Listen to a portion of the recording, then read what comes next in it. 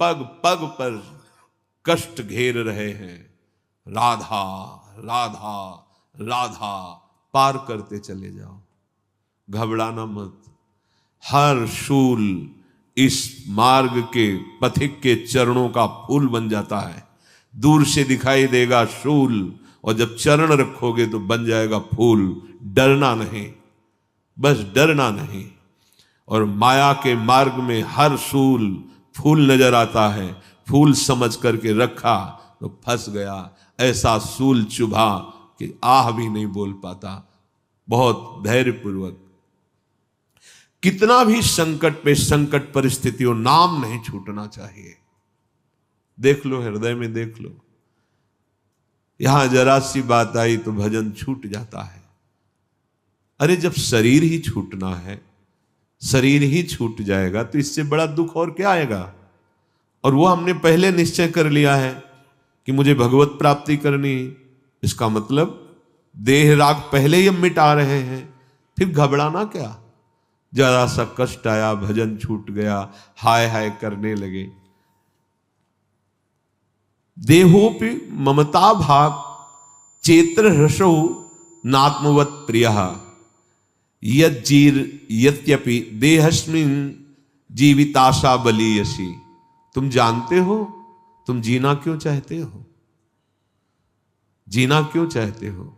इसलिए जीना चाहते हो हर कष्ट सहकर, बुरी से बुरी परिस्थिति में भी इसलिए जीना चाहते हो तुम, क्योंकि तुम्हें प्रभु से अपनापन नहीं हुआ, शरीर से अपनापन है। हर बुरी स्थिति में ही लगता है मैं जीवित बना रहा हूं। जीवित का मतलब शरीर से राग बना रहे।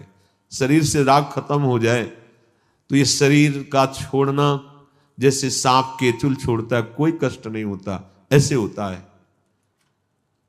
सबसे ज्यादा प्रिय है अपनी आत्मा, अपनी आत्मा है प्रियालाल। आत्मा हरिवंश प्रगट परमानंद।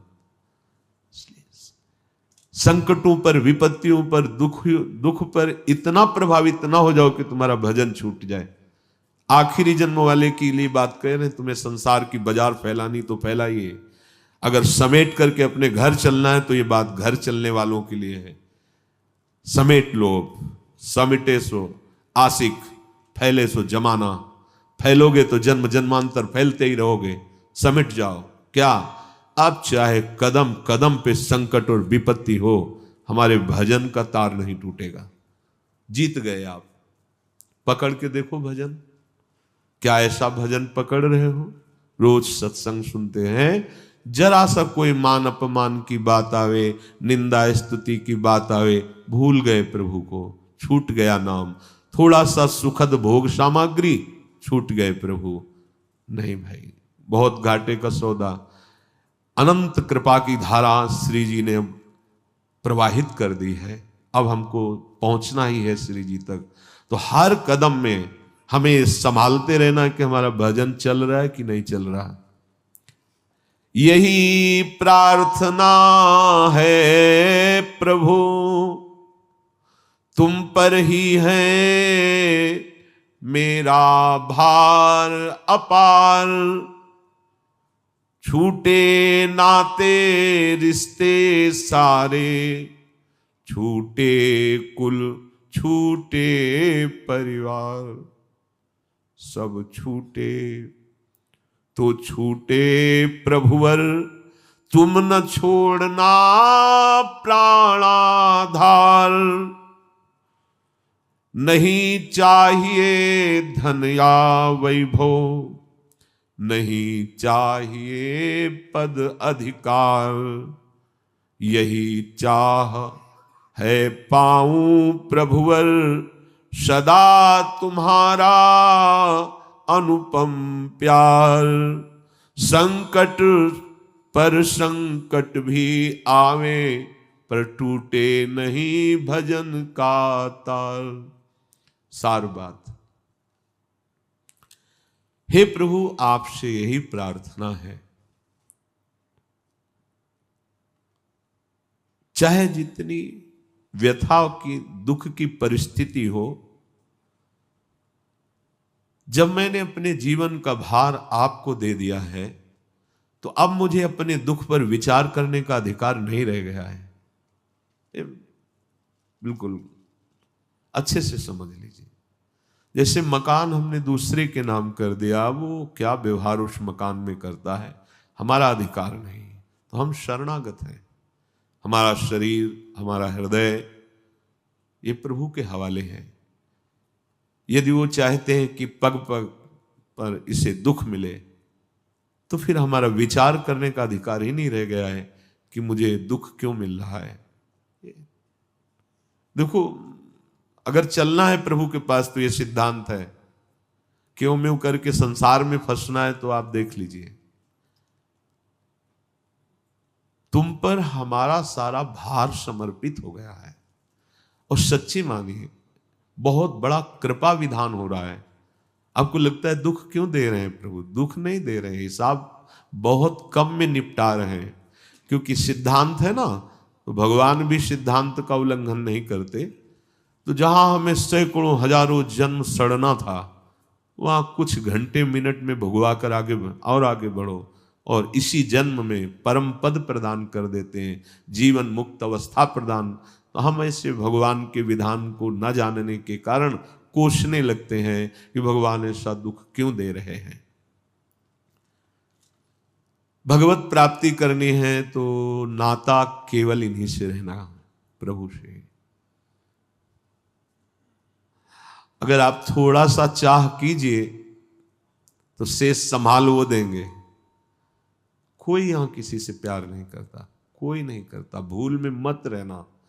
आपको लगता है कि वो आपके लिए प्यार करते, सच्चाई से आप जिस दिन देखेंगे तो प्रभु के सिवा कोई प्यार नहीं करता, सब धोखा है। आपको समझ में नहीं आता।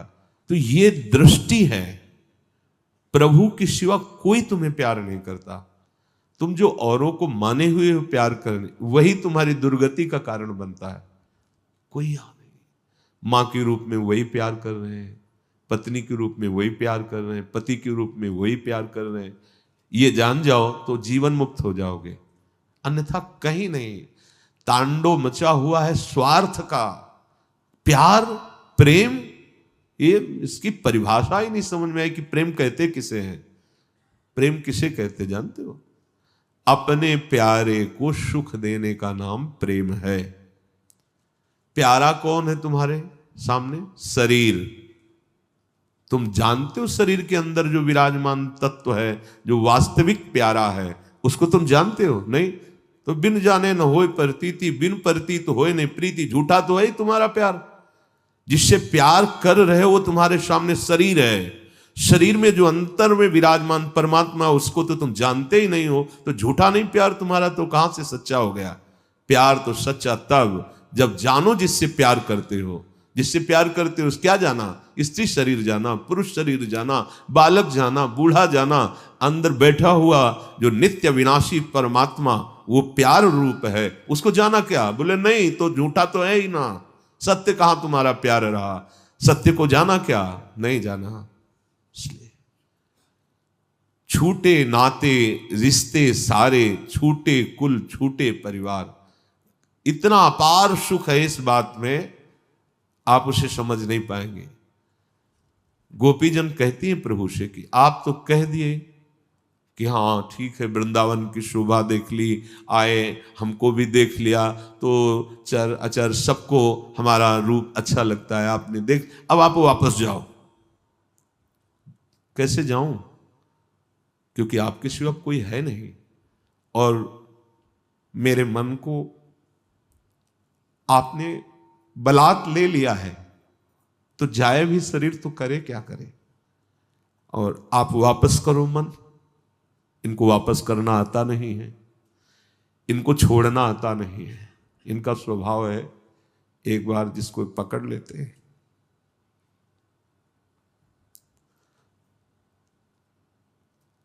अगर इनका ऐसा स्वभाव ना होता तो अपने लोग कभी भगवत प्राप्ति ही नहीं कर पाते। भगवान की ऐसी दुरंत माया है कि क्षण क्षण में आकर्षित करती रहती है, पर इनका स्वभाव एक बार जिसको पकड़ लिया, ये छोड़ते नहीं, पार कर देते हैं, निहाल कर देते हैं।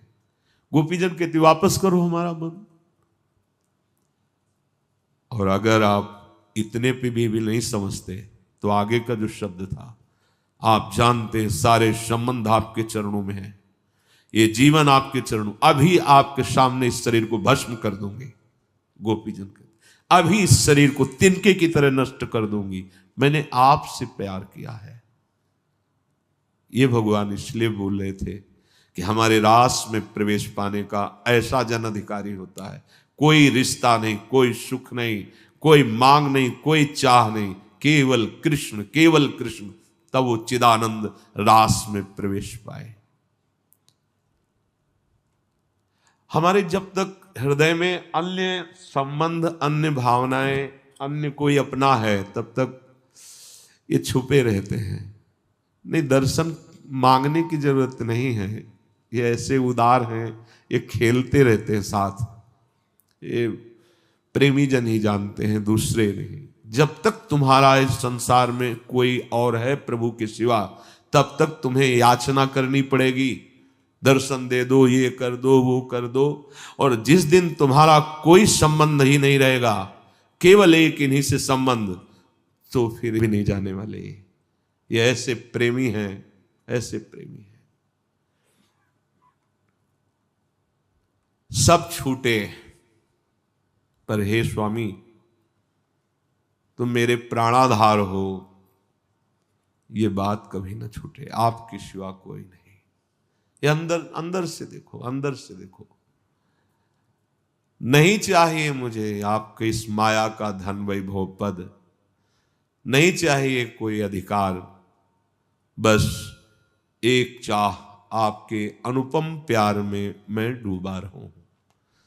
तो देखो कबीरदास जी कहते हैं, कबीरा मन निर्मल भया,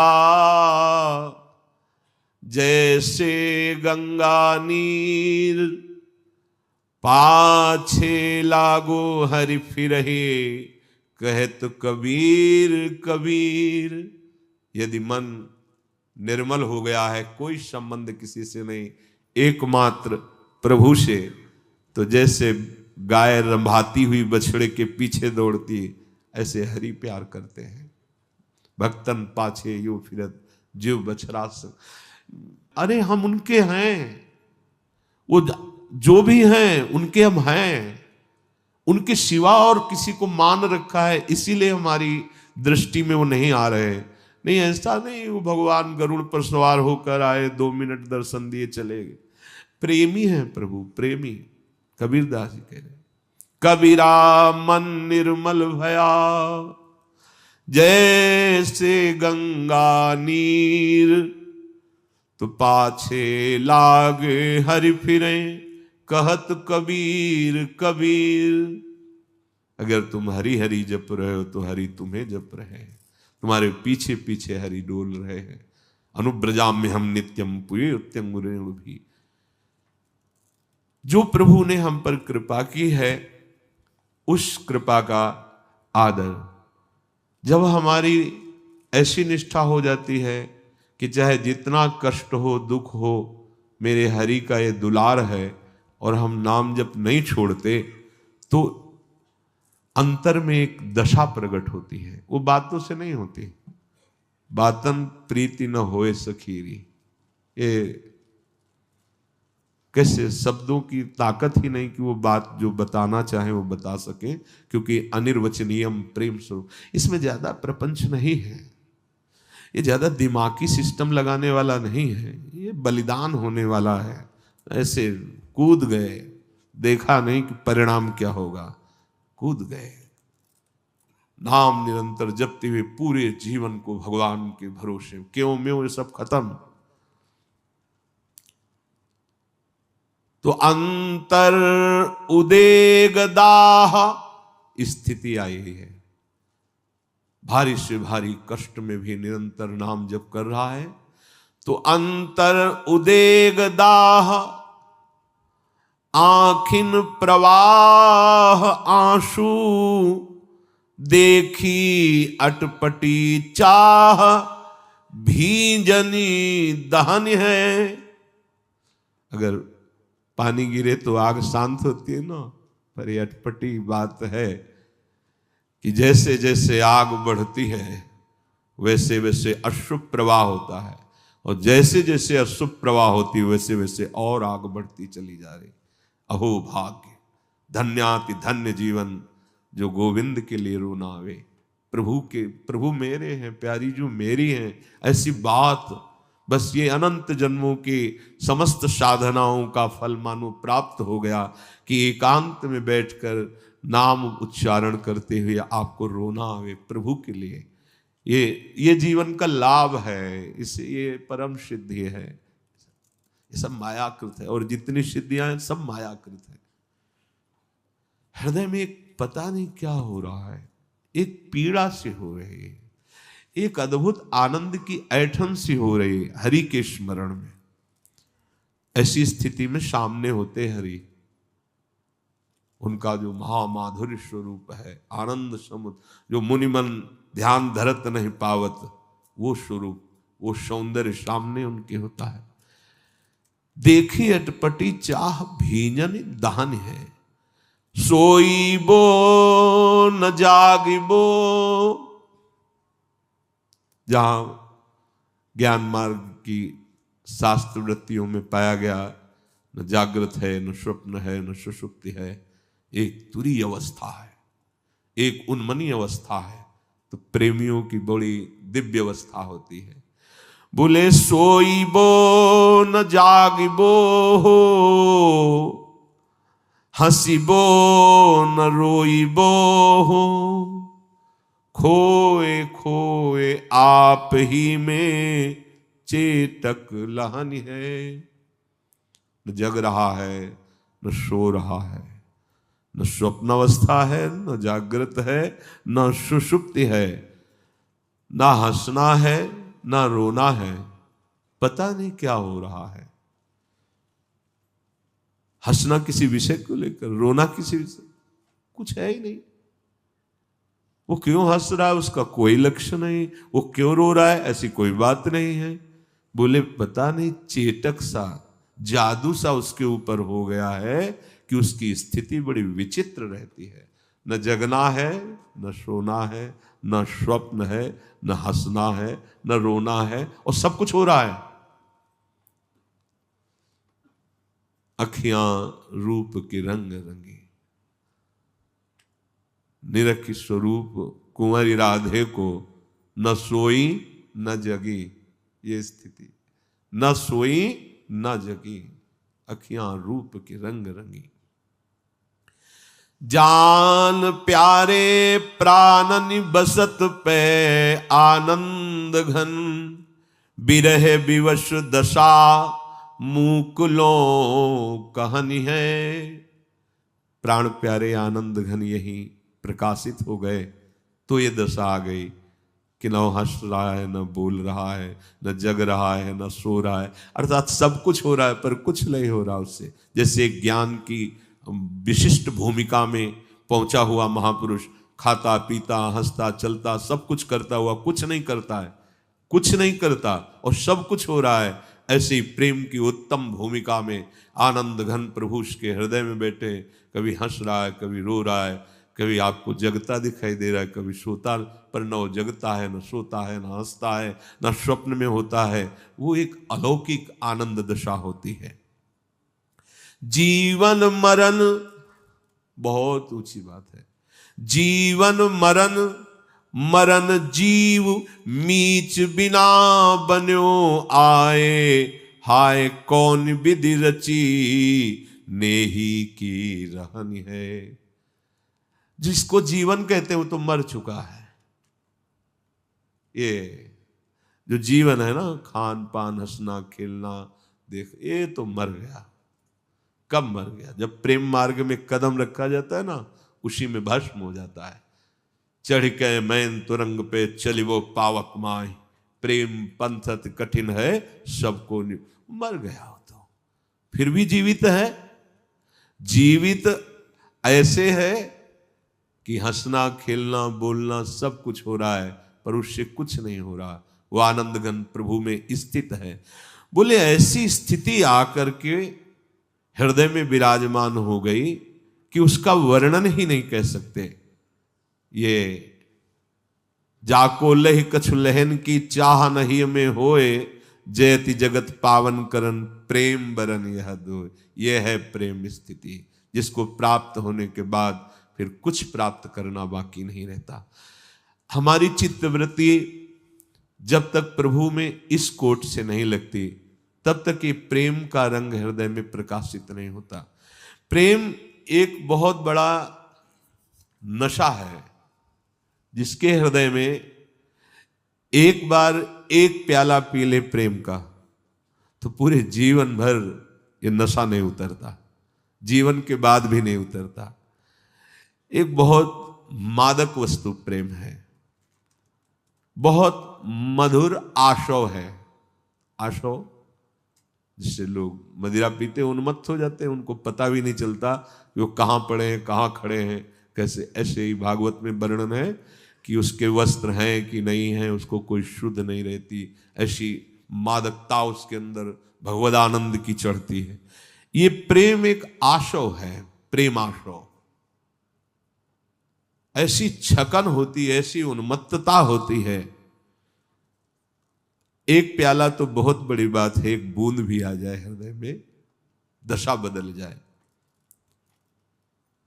जब महाप्रभु चैतन्य देव की गंभीरा दशा का तो हृदय फट जाए, दशा सुन के फट जाए। महाप्रभु चैतन्य देव के यहां रक्त स्राव होता, ऐसे दीवाल में ऐसे नाक रगड़ते, ऐसे ऐसे। जब गोविंद आदि जो निजंग सेवी वो सावधान होकर, प्रभु क्या आप कर रहे हैं, ये क्या, खून से लथपथ। तब कहते बाहर श्री कृष्ण खड़े हैं, वो बुला रहे हैं, मैं दरवाजा बना रहा हूं। ऐसे श्री कृष्ण प्रेम का मूर्तिमान स्वरूप महाप्रभु चैतन्य देव। भगवत अभी अपने लोग कहलाते हैं प्रभु के, लेकिन अभी प्रभु के हुए नहीं। प्रभु के हो जाने पर फिर और कोई चाह नहीं। जैसे अमृत पीने के बाद कुछ पीने की चाह होती है क्या? जैसे भगवान ने गीता जी में कहा कि एक मृदु और शीतल विशाल जलाशय के प्राप्त होने पर फिर छोटे मोटे गड्ढों की याद नहीं आती, ऐसे गोविंद के चरणारविंद का आश्रय, उनके चरणों का भक्ति प्रेम, फिर और कुछ याद आवे हमारा मन नहीं लगता। ये सब बहुत नीचे स्तर की बातें हैं। ये ऐसा आशव है। देखो स्वयं भगवान है महाप्रभु श्री कृष्ण चैतन्य देव, गंगा स्नान के लिए जब निकलते तो जितने वयोवृद्ध वैष्णव जन को भी सबके चरणों में लौट जाते और कहते श्री कृष्ण प्रेम की भिक्षा दे दो, मुझे श्री कृष्ण प्रेम की भिक्षा दे दो। सब वैष्णव जन की कैसा निमाई का स्वभाव है, सबके चरण पड़ते। ऐसा ही नहीं कि केवल उपदेश किया हो तृणादपि सुनीचे, नहीं, सबके चरण पड़ते। मुझे श्री कृष्ण प्रेम की भिक्षा दे दो, मुझे श्री कृष्ण प्रेम प्राप्त हो जाए। हम लोगों की दशा कहाँ है? हम अपने को संत समझते हैं, अपने को बड़ा समझते हैं, अपने को ज्ञानी समझते हैं, और जो वास्तविक बड़े हैं साक्षात प्रभु ही तो है ना। कैसे कैसे आचार्य हैं, आचरण करके दिखा रहे हैं, सबसे मांगते हैं। कोई भी वैष्णव दिखाई दे उसके चरण पकड़ते हैं और कहते हैं कृष्ण प्रेम की भिक्षा दे दो। जिसे एक बूंद भी प्रेम प्राप्त हुआ वो धन्य हो गया, मस्त हो गया। उसकी मतवाली स्थिति जो होती है उसकी बराबरी कौन कर सकता है? संसार का बड़े से बड़ा बादशाह भी उसकी बराबरी नहीं कर सकता, जो श्री कृष्ण प्रेम का प्याला पिए हुए है। त्रिलोकी का राज्य उसके लिए तिनके के समान होता है। हे शब्दों को देखो, हम प्रभु के इस दासत्व के मार्ग के पथिक हैं, जहां बड़े से बड़े शहंशाह का वैभव भी उसके लिए बमन के समान है, त्रिभुवन का राज्य वैभव भी तिनके के समान है। उस मार्ग के पथिक हैं। कोई चिंता, कोई शोक ऐसे श्री कृष्ण दास के पास फटक भी नहीं पाते हैं, नहीं फटक पाते हैं। सदा वो मस्त रहता है, आनंद की उन्मत्तता हृदय में रहती है। वो आनंद सिंधु के साथ खेलता है, प्रभु के साथ खेलता है। बाहरी शब्दों में आप उसे पागल भी कह सकते हैं। नारायण स्वामी कुसुम सरोवर से भागते ऐसे गिरिराज तक आते, फिर यहां से लौट के भागते ऐसे, बीच बीच में प्रलाप करने लगते हैं। किसी प्रेमी ने पूछा कि स्वामी जी आप ये, तो बताया हमारा उसका खेल चल रहा है। अपने प्रेमियों के साथ वो खेलते, बाहर से देखने में लगता बावरे, कैसे बावरे हैं, दौड़ रहे हैं, प्रलाप कर रहे हैं, नाराज हो रहे हैं, सामने कुछ दिखाई नहीं दे रहा तो पागल तो लगते ही हैं, लेकिन उनके सामने उनके आराध्य देव होते हैं। बड़े भाग्यशाली जन होते हैं जो ऐसे संतों का सानिध्य प्राप्त कर पावे। ऐसे जो महान भागवतिक पुरुष होते, इन्हीं के दर्शन और संभाषण स्पर्श से प्रेम जागृत होता है। प्रेम के लिए कोई और साधन मार्ग नहीं है। रे मन रसकन संग बिन रंच न उपजय प्रेम। प्रेम की बराबरी कोई नहीं कर सकता, चाहे वो ब्रह्म सुख, मोक्ष सुख, जीवन मुक्त अवस्था कोई भी हो, क्योंकि प्रेमाधीन भगवान उसके हाथ की कठपुतली बन जाते हैं। ध्यान दो, उल्टा हो गया। पहले क्या था? उमादार जोशित की नाई सबह नचावत राम गोसाई। अब उल्टा क्या हो गया? प्रेम के हाथ बिक जाने वाले प्रभु उस भक्त के हाथ की कठपुतली है। जहां चाहे जैसे चाहे वहां प्रभु को प्रकाशित कर दे। जहां चाहे घोर पापात्मा सामने है, अगर उसका भाव बन जाए तो प्रभु को वहां हृदय में प्रकाशित होना पड़ेगा, क्योंकि भगवान उसके हाथ की कठपुतली है। पर उसका हृदय ही नहीं रह जाता है, हृदय ही प्रभु बन जाते हैं, इसलिए उसका कोई संकल्प ही नहीं होता है। अनादि अनंत असीम जिसकी महिमा है, जिसे भगवान कहते हैं, वो भक्त का खिलौना बन जाता है, भक्त के हाथ का खिलौना बन जाता है। कितना महान सुख! अब वहां तक पहुंच नहीं बुद्धि की तो लगता है महान सुख का मतलब अगर अरब खरब रुपया मिल जाए, ये मिल जाए, क्योंकि हमारी बुद्धि में इतना ही बैठा हुआ है।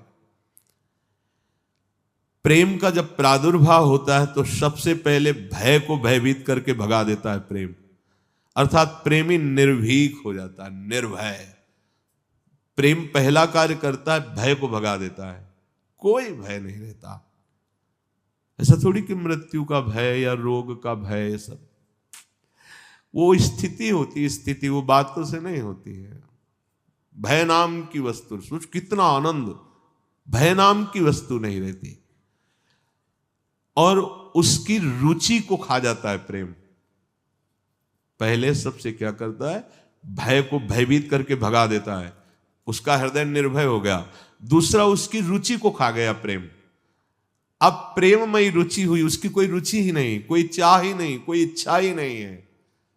ये महामहिम प्रेम का प्रभाव रुचि को खा गया। बोले तुम्हारी क्या इच्छा है? इच्छा ही नहीं है, कोई इच्छा ही नहीं। प्रहलाद जी से कह रहे हैं कि हमारी आज्ञा है, वरदान मांगो।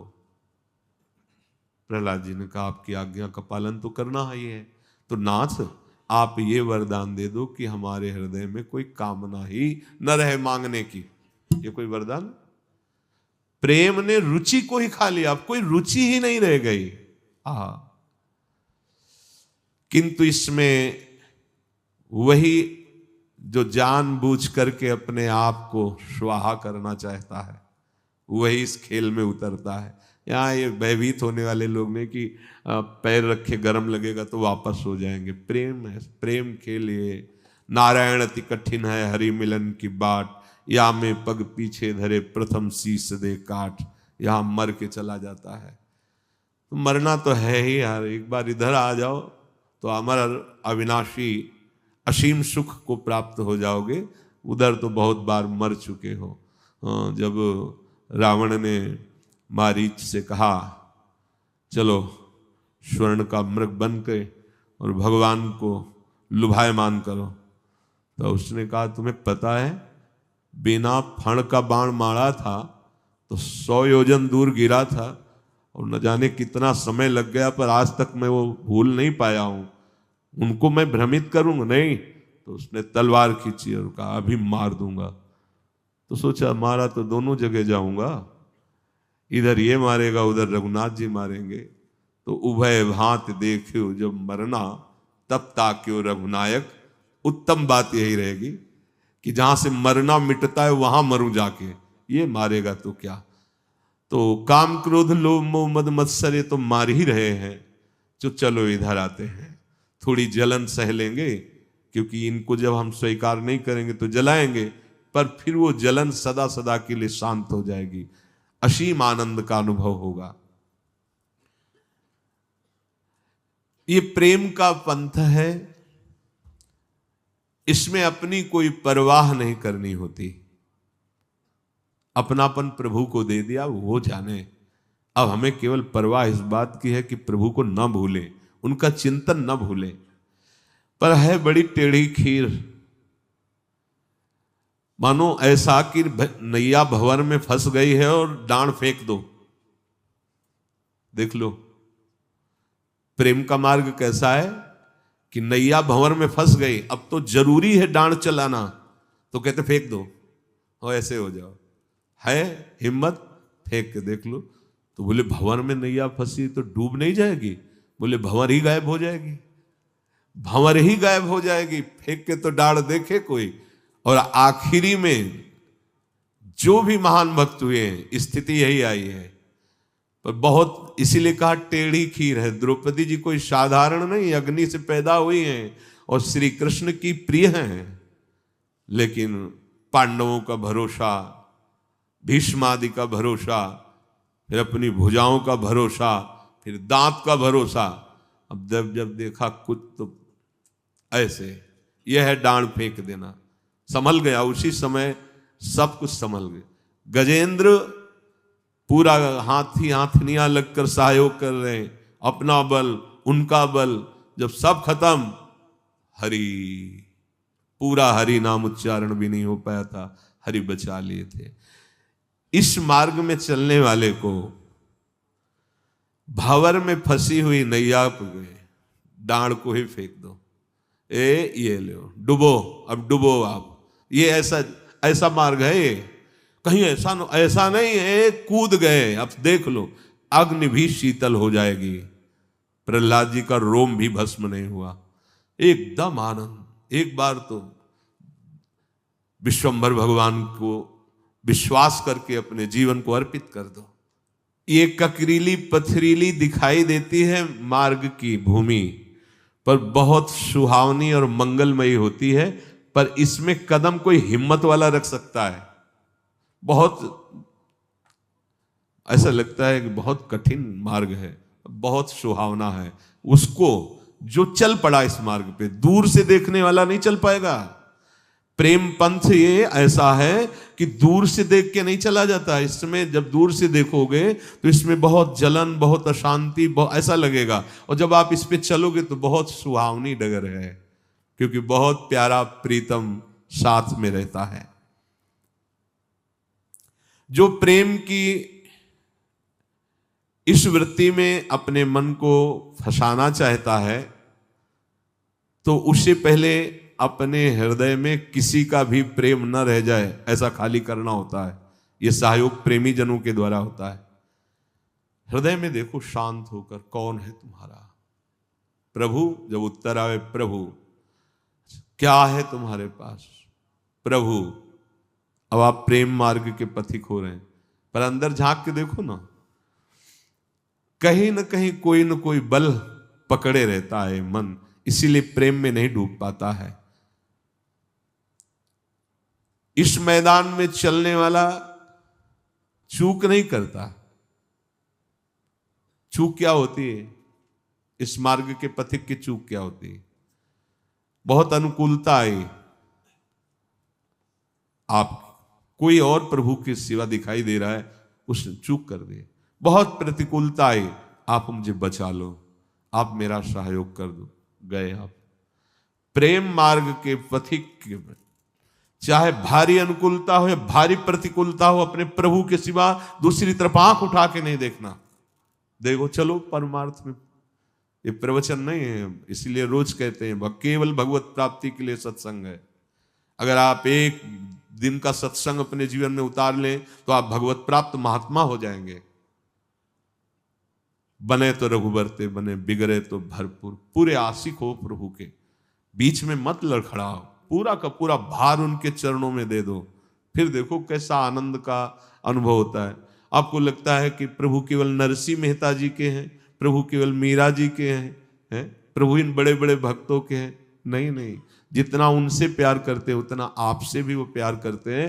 पर आप जैसे मीरा जी प्रभु को प्यार करते हैं, आप वैसा प्यार नहीं करते, इसलिए आपके अनुभव में नहीं आते। जैसा नरसिंह जी समर्पित हैं वैसा तुम्हारा समर्पण नहीं है, नहीं तो वो प्यार तो वैसे ही हमसे कर रहे हैं। सच्ची बात मानो, उनको कोई इससे भेद से नहीं कि कौन कौन, वो सब मम प्रिय, सब मम उपजाए प्रभु कह रहे हैं। पर हम उतना प्यार नहीं कर पाते, हम वैसा समर्पण नहीं है, इसलिए हमें लगता है कि प्रभु मीरा जी को बहुत प्यार करते थे, हमें प्यार नहीं करते। नहीं, प्रभु हमें तो वैसे ही प्यार करते, पर जैसे मीरा जी समर्पित थी वैसे हम समर्पित नहीं है, वैसा हमारा भाव नहीं है कि मेरे तो गिरधर गोपाल दूसरों न कोई। नहीं तो अभी हाहाकार मच जाए हृदय में कि इतना प्यार करने वाले प्रभु को मैं जान ही नहीं पाया कि मुझे इतना प्यार करते थे।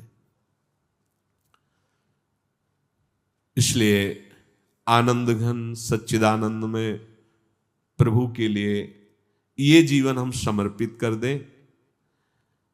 इस जीवन में हमारे अब दिखावा नहीं होना चाहिए, नाटक नहीं होना चाहिए। प्रेमी कुछ भी बचा के नहीं रखना चाहता, अगर बचा के रखता है तो प्रेमी नहीं है। देखो, प्रीति पतंग करी दीपक सो आपे प्राण दह्यो। वो देख रहा है कि जो आगे पतंगा गया था उसके पंख जल गए, वो तड़प रहा है, पर वो दीपक के लौ से प्यार करता है, वो अपने शरीर को भस्म कर देता है जाके। ये प्रेम है। यहां कोई शिकवा शिकायत नहीं है। अलिसुत प्रीति करी जल सुत सो संपत्ति हाथ गयो। भौरे में इतनी ताकत है कि कोरे काठ में भी छेद कर दे, और प्यार करता है कमल से। उसके अंदर जाता है तो भूल जाता है अपनी सामर्थ्य को और अंदर पैक हो जाता। कोमल पंखुड़ी को छेद नहीं पाता, प्रेमी है ना। और सामर्थ्य इतनी है कि कोरे काठ में छेद कर दे। भाव क्या? जिस प्रीतम की शरण में हम हुए हैं, हम संपूर्णतया उसके अधीन हैं। किसी भी बल का अपने भान न रह जाए और प्रयोग करने की इच्छा न रह जाए। उसके अंदर बल है, एक सेकंड में कमल की पंखुड़ी को छेद कर बाहर निकल सकता है। जब काठ में छेद कर देता है भंवरा, तो कमल क्या चीज है? पर कमल से प्यार करता है। अपना अस्तित्व समर्पित करना प्रेमी का। हमारा कोई बल नहीं, मेरे बल श्री वृंदावन रानी। सारंग प्रीति करी जो नाद सो सन्मुख बाण सहयो। शिकारी वीणा का वादन करता है, हिरन नजदीक आता है क्योंकि उसे वीणा ध्वनि बहुत प्रिय है। वो बाण संधान करके मार देता है, वो मर जाना पसंद करता है, पर वो वीणा ध्वनि सुन करके ये भयभीत नहीं होता, सामने बहलिया मारता है। ऐसे ही अब गुरु की वाणी रूपी ध्वनि सुनकर चल पड़े भगवत प्राप्ति के लिए, भगवत प्रेम के लिए। अब छाती में सीधे वार सहेंगे, पीठ में नहीं। अब पीठ घुमा के वापस नहीं जाएंगे। इसमें वार होता ही नहीं है, इसमें प्यार ही प्यार होता है, पर लगता है कि वार होता है। तो हिम्मत तो ऐसी ही करनी पड़ेगी। जिसने अपने हृदय को भगवान के चरणों में समर्पित करके निरंतर उनका नाम जप करना, गुणगान करना, उनके कुछ ना हो तो आपको अंतिम बात बता रहे हैं हृदय की। कुछ बातें ऐसी होती हैं जो केवल हृदय में। हमारे प्रभु एक बात को कभी नहीं टाल पाएंगे। मैं आपका हूं, जैसा भी हूं आपका हूं। इसी से आपकी वो आध्यात्मिक उन्नति होगी जो पढ़ लिख के उस साधना से भी नहीं होती। ऐसे हो जाओ, इसमें कोई पैसा नहीं लगता। कई बार कहा, सत्य वस्तु पैसे से खरीदी नहीं जा सकती। सत्य वस्तु का मूल तुम्हारे पास केवल श्वासें हैं, श्वासें, यही दे दो। हम जैसे हैं प्रभु आपके हैं। भगवत प्राप्ति इसी से हो जाएगी। ये हम बहुत हृदय की बात कह रहे हैं। बहुत माया का आकर्षण है, प्रतिपल चंचलता मन की है, इंद्रियां वश में नहीं है, सहयोग बाहरी है नहीं जो हमें भगवत प्राप्ति का सहयोग मिले। जिधर देखो भगवत विमुख करने वाला सहयोग है। तो हृदय से आप केवल हृदय से, हे श्यामा श्याम मैं आपकी शरण में हूं, हे श्यामा श्याम मैं जैसा हूं आपका हूं, इससे भगवत प्राप्ति हो जाएगी। अंतिम में कोई कितना भी बड़ा भजन आनंदी हो, आता यही है। अगर ये बात तुम्हारे अभी आ जाए तो बिगड़ी जन्म अनेक की अब ही सुधरे आज कोई राम। हे श्यामा श्याम मैं आपका हूं। प्रभु का आश्रय लेकर जितना प्रयास हो सके कुमार्गगामी